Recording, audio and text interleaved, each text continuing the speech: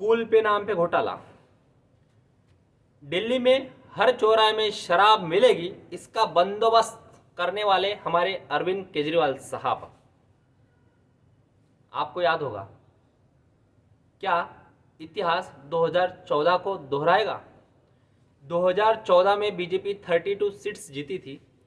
क्या बीजेपी इस बार भी 32 सीट्स से ज़्यादा मतलब 30+ सीट्स दिल्ली में जीत पाएगी? नमस्कार दोस्तों, मेरा नाम है गोपाल और आप देख रहे हो द सेकंड ओपिनियन।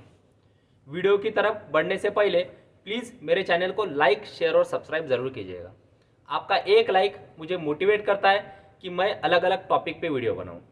आज का टॉपिक है द ग्रेट सर जी के बारे में। सर जी मतलब पता है ना, मफलर, उनके बारे में। तो सर जी का नाम है अरविंद केजरीवाल, झूठों के सरगना, जिन्होंने दिल्ली के लोगों को सपने बेचे, जिन्होंने रेवड़ी कल्चर इंडिया में इंट्रोड्यूस किया, उस रेवड़ी कल्चर का भरपूर इस्तेमाल किया। 15 साल जिन्होंने दिल्ली का विकास किया, 15 साल जिन्होंने दिल्ली का डेवलपमेंट किया, उस शीला दीक्षित को भी इस झूठे इंसान ने पराभूत किया। और पिछले 15 साल से दिल्ली को बस चुना पे चुना पे चुना लगा रहे हैं। अगले 5 साल में आप अगर यमुना नदी में मैं खुद डुबकी लूंगा, आप यमुना नदी का पानी पी पाओगे। मैं पोल्यूशन क्लीन कर दूंगा, मैं दिल्ली को पोल्यूशन फ्री कर दूंगा। मैं ऐसे स्कूलें बनाऊंगा कि बच्चा डायरेक्ट फर्स्ट स्टैंडर्ड से एमएस कर दे एक्सेल से, एक्सेल बोल रहा, सॉरी, यूएसए से एमएस करने की जरूरत नहीं। आप दिल्ली पब्लिक स्कूल से सीखो, आप यूएसए से एमएस से ज़्यादा नॉलेज आपके पास आ जाएगा। मैं हॉस्पिटल ऐसे बनाऊंगा कि मोहल्ला क्लिनिक ऐसे बनाऊंगा कि वो सबसे बड़ा हॉस्पिटल कौन सा, एम्स से ज़्यादा अच्छे होंगे। और मोहल्ला क्लिनिक में आज कुत्ते बैठते हैं, डॉक्टर तो है ही नहीं। अब हर मोहल्ला क्लिनिक में इतने डॉक्टर कहाँ से लाएंगे भैया? मैं ऐसी शराब नीति बनाऊंगा कि गली का बच्चा बच्चे को शराब मिले। इतनी शराब बेचूंगा, इतनी शराब बेचूंगा। हमारे सर जी, तो सर जी आज पिछले 10 साल में सर जी पहली बार डरे हुए लग रहे हैं। आपको पता होगा कि सर जी की पार्टी जब बनी तो सबसे पहले उन्होंने चुनाव लड़ा। 15 साल जिन्होंने दिल्ली का डेवलपमेंट किया, दिल्ली का इकोनॉमी स्ट्रांग की, दिल्ली का बजट स्ट्रांग किया, उस शीला दीक्षित के अगेंस्ट। शीला दीक्षित को उन्होंने हराया और सबके नज़र में, सबके मन में एक उम्मीद जगाई कि मैं आया हूँ जो करप्शन के खिलाफ लड़ूंगा, मैं आया हूँ जो लोगों के बारे में सोचूंगा, मैं आया हूँ जो लोगों को जो बेसिक फैसिलिटीज़ होती है, हेल्थ, एजुकेशन, हाउस, इस उपलब्धता कराऊंगा। लेकिन केजरीवाल साहब ने 10 साल सिर्फ सेंटर को गाली देने में निकाल लिए। हमको पूर्ण स्टेटहुड चाहिए, स्टेटहुड चाहिए, पुलिस चाहिए, स्टेटहुड चाहिए। तो लोगों ने बोला चलो ठीक है, स्टेटहुड के नाम पे उन्हें पंजाब भी दे दिया कि भाई पंजाब में जाओ और पंजाब डेवलप करके दिखाओ। तो आज पंजाब की हालत क्या है? किसान पिछले 6 महीने से बॉर्डर पर बैठा हुआ है। आप बोल सकते हो नरेंद्र मोदी सरकार ने फार्म लॉज लाए थे इसलिए किसान बॉर्डर पर बैठा है। भाई नरेंद्र मोदी सरकार ने फार्म लॉज लाए थे, नरेंद्र मोदी सरकार ने वापस भी ले लिए और सिख भाइयों से माफ़ी भी मांग ली। चलो भाई गलती हो गई हमारी। और वो फार्मर्स बैठे थे, वो फार्मर्स थे नहीं थे इसके अंदर मैं जाऊंगा नहीं। लेकिन आज तो आपका मुख्यमंत्री बैठा है पंजाब में। लेकिन आज पंजाब किस ओर जा रहा है? जिस तरह का नशा इजीली अवेलेबल पंजाब में हो रहा है, जिस तरह के वेपन्स में डील इधर उधर हो रही है, जिस तरह से वहाँ का यूथ ये ड्रग्स की तरफ जा रहा है, उससे पंजाब की हालत समझ में आती है। पंजाब कर्जों के तले, बोझ के तले दब चुका है। आपने फार्मर्स को प्रॉमिस किया एमएसपी कोई सरकार नहीं देगी क्योंकि नहीं दे सकती। और पंजाब और हरियाणा में रहने वाला किसान किसान नहीं है, पूरे इंडिया में जो किसान है वो किसान है। सिर्फ 2 स्टेट में किसान नहीं होता है। और जो बॉर्डर पर बैठे हैं राकेश टिकैत जैसे, वो राकेश टिकैत नहीं, किसान नहीं, वो दलाल है। राकेश टिकैत के प्रेशर में आके, या राकेश टिकैत के जो बोलते हैं ना मराठी में नादी लगना, मतलब राकेश टिकैत के पीछे जाके किसान अपना नाम खराब ना करे। बात थोड़ा टॉपिक से हटके कर रहा हूँ, लेकिन आज साहब केजरीवाल साहब की बात तो उन्हें पंजाब दे दिया। तो पंजाब पुलिस और पंजाब का इस्तेमाल उन्होंने ऐसा किया कि जहाँ पे भी जाते हैं तो भगवंत सिंह मान साहब को लेके जाते हैं। और भगवंत सिंह मान साहब क्योंकि खुद का तो प्लेन उनके पास है ही नहीं, दिल्ली में तो यूनियन टेरिटरी है, तो भगवंत सिंह मान साहब को लेके जाते हैं। उनका काम वगैरह सब छोड़ के भाई मेरे साथ चलो तुम, और मैं इंडिया अलायंस का नेतृत्व करूंगा, प्रधानमंत्री बनूंगा। अब शराब घोटाला तो भाई साहब ने ऐसा किया कि जेल में जाना पड़ा। जेल में जाना पड़ा तो जेल से बाहर आए तो लोगों को बताया कि देखो भाई इन्होंने तो मेरे को जेल में डाल दिया। अब मेरे को फिर से वोट दो चुन के, ताकि मैं आपकी सेवा कर सकूँ। तो उन्होंने 2-4 स्कीम और लोगों को बताई कि मैं भाई महिलाओं को इतना दूंगा और ये करूँगा और वो करूँगा, हेल्थ स्ट्रक्चर, ये हेल्थ स्कीम, वो स्कीम। तो उनके ही 2 डिपार्टमेंट ने उनकी पोल खोल दी कि भाई अगर आपसे ऐसा कोई फॉर्म भरा के ले रहा है, आपकी बैंक डिटेल ना दे, आपके बैंक से सारा पैसा उड़ सकता है। लो भैया, हो गया कमाल। तो केजरीवाल और सर जी को पता चला कि यार ये तो जम नहीं रहा है, अब क्या करें। तो फिर उन्होंने आरएसएस प्रमुख भागवत जी को, मोहन भागवत जी को खत लिख दिया। लिखे जो खत तुझे, खत लिख दिया। अब खत में लिखा क्या उन्होंने, अभी खत में लिखा कि मोहन भागवत जी, क्या आपको ये पसंद है या कि आपको मंजूर है कि बीजेपी पैसे बांटे और वोट खरीदे।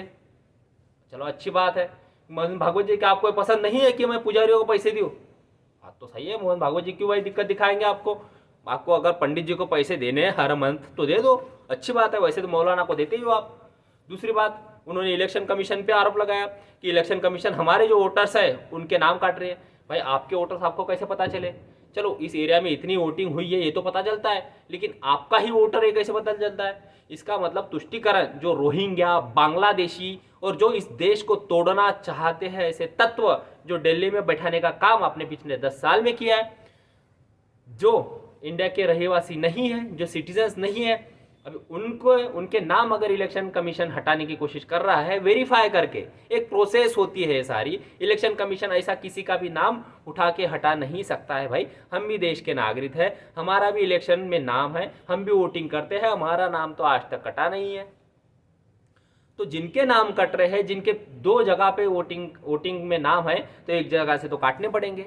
रिडंडेंसी जिसे बोलते कि डुअल वोट, मतलब जहाँ पे यहाँ पे भी कर रहे हैं कुछ लोग, वहाँ पे भी कर रहे हैं। क्योंकि पुराने ज़माने में क्या होता था, इलेक्शन कार्ड ये मोबाइल नंबर से लिंक नहीं होता था, आधार से वगैरह, तो दिक्कतें होती है। अभी भी बहुत सारे लोगों के पास 2 वोटिंग ID कार्ड्स वगैरह है, दोनों तरफ गाँव में ऐसे बहुत झूल चलते हैं, ठीक है।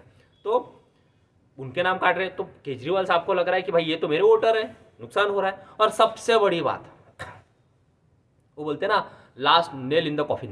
भाई कांग्रेस भी आ गई मूड में। अब कांग्रेस बोल रही है कि अब सबसे पहले माकन साहब जो कांग्रेस के हैं, कांग्रेस के जो बड़े पोस्ट पे माकन साहब, उन्होंने बोल दिया कि केजरीवाल जैसा देशद्रोही आदमी मैंने आज तक नहीं देखा। लो भैया, केजरीवाल को करप्टेड बोल देते तो मान जाते हैं, केजरीवाल साहब को चोर बोल देते तो मान जाते हैं, केजरीवाल साहब को और कुछ बोल देते, लेकिन केजरीवाल साहब को उन्होंने बोल दिया देशद्रोही। तो केजरीवाल साहब को आ गया गुस्सा और धमकी दे दी कि अगर अजय माकन को कांग्रेस ने पार्टी से नहीं हटाया तो हम कांग्रेस को इंडी गठबंधन से हटा देंगे।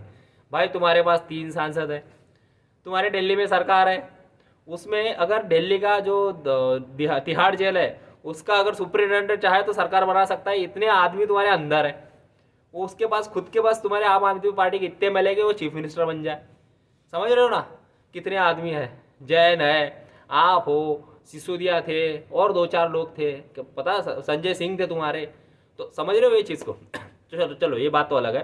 तो कांग्रेस मोड में आ गई कि भाई हमें तो लड़ना है। अब कांग्रेस अगर लड़ेगी तो कांग्रेस किसके वोट काटेगी भैया। अगर आप थोड़ा सा पॉलिटिकल से क्रोनोलॉजी देखें तो 2014 का इलेक्शन हो, बीजेपी का वोट शेयर अराउंड 35% है। 2014 के इलेक्शन में भी सांसद लोकसभा में बीजेपी ने क्लीन स्वीप किया था 7-0 से। 2019 में भी बीजेपी का वोट शेयर, भले ही बीजेपी सिर्फ 3 सीटें जीती हो, तब भी बीजेपी का वोट शेयर 35% के लगभग था। और बीजेपी ने 2019 में भी क्लीन स्वीप की। अब 2024 में भी इतना बीजेपी कॉन्स्टिट्यूशन बदल जाएगा, आरक्षण रिजर्वेशन खत्म हो जाएगा, फलाना ढमकाना हो जाएगा, फिर से इलेक्शन नहीं होगा, इतना इतना इतना अफवाह फैलाने के बाद भी बीजेपी ने दिल्ली में फिर से क्लीन स्वीप कर दी। इसका मतलब है कि बीजेपी का वोट शेयर वहाँ पे, बीजेपी का एक सिग्निफिकेंट वोट शेयर वहाँ पे है जो अराउंड 35% के पास है। और जब लोकसभा इलेक्शन आता है तो बढ़ के 44% या फिर कभी कभी 50% के पार भी चला जाता है।